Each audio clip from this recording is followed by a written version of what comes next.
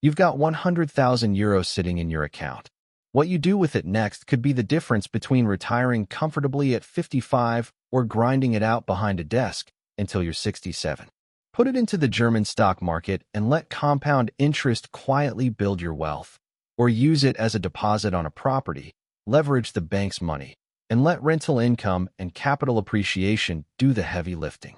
This is the great German investment debate, and today we're settling it with real numbers. 100,000 euros in stocks versus 100,000 euros in real estate. Which one actually wins? Let's find out. Let's start with stocks, because most people in Germany still dramatically underestimate how powerful this option is.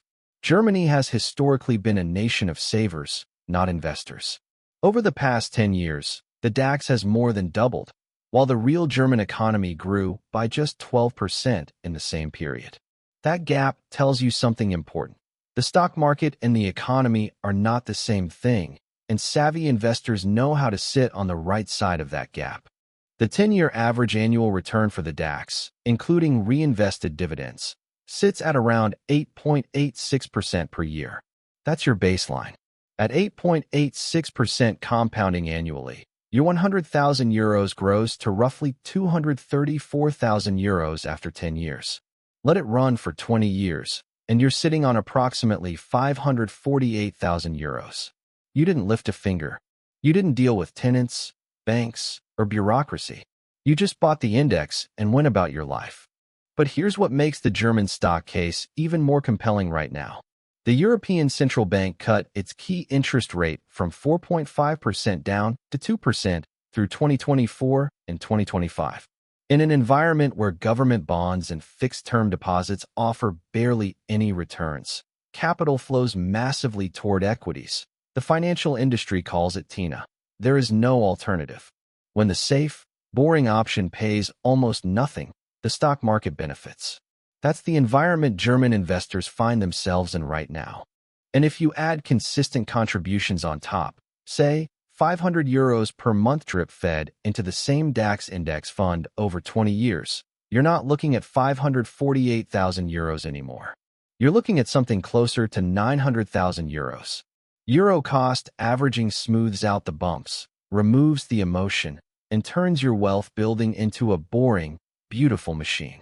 Platforms like Scalable Capital and Trade Republic let you do all of this with zero brokerage. Your entry costs are essentially nothing. Remember that point, because it matters a lot when we look at property. But here's where the debate flips completely. Because property investors have one enormous structural advantage that stock investors simply cannot replicate: leverage. With 100,000 euros in Germany, you don't buy a 100,000 euro property. You use it as a deposit and control an asset worth 400,000 euros or even 500,000 euros, and the bank lends you the rest. Your 100,000 euros is suddenly driving a much bigger engine. German property has had a turbulent few years. After a 13% decline in average home prices between early 2022 and mid-2024, the market quietly turned a corner in 2025. Prices are now about 3 to 4% up for houses and 5 to 6% for apartments. The correction is over. According to a Reuters poll of 14 market analysts, German house prices are projected to rise 3% in 2025, followed by 3.5% in 2026. That sounds modest compared to stocks, right? But the leverage changes everything. A 3.5% increase on a 400,000 euro property adds 14,000 euros to your net worth in a single year. A 14% return on your actual 100,000 euro cash. On a 500,000 euro property, that same growth means 17,500 euros, or 17.5% on your money. Suddenly, that modest growth rate looks very different. And what about rental income while you wait? The average gross rental yield in Germany sits at around 3.6% in early 2026, but location matters enormously. Munich sits under 2.7%, while Stuttgart hits over 4.6%. Among major cities, the best yields are found in Stuttgart at 4.67%, Leipzig at 4.14%, and Berlin at 4.13%. Buy smartly. Not in the most expensive postcode in Munich, and you can generate solid cash flow on top of your capital growth. Let's run the numbers. You use your 100,000 euros as a deposit on a 400,000 euro apartment in Berlin or Leipzig. A gross yield of 4% brings in roughly 16,000 euros per year in rent. Subtract your mortgage repayments on a 300,000 euro loan. German mortgage rates as of late 2025 sit at around 3.71%. Add property management fees, Hausgeld, insurance, and Grundsteuer, and your cash flow will likely be slightly negative or around break-even. You are essentially getting the bank to help you own an appreciating asset at close to zero out of pocket every month. Over 10 years, at 3.5% annual growth, that 400,000 euro property is worth around 564,000 euros. And with Germany needing 320,000 new homes per year through 2030, but only completing around 215,000 in 2026, a structural floor under prices is baked in. Supply cannot keep up. But here's the critical thing most property videos completely gloss over: the entry costs. In Germany, buying property is expensive before you even get the keys. The property transfer tax, the Grunderwerbsteuer, ranges from 3.5% in Bavaria to 6.5% in states like Brandenburg and North Rhine-Westphalia. Notary and land registry fees add another 1.5 to 2%. The real estate agent's commission adds up to 3.57% for the buyer.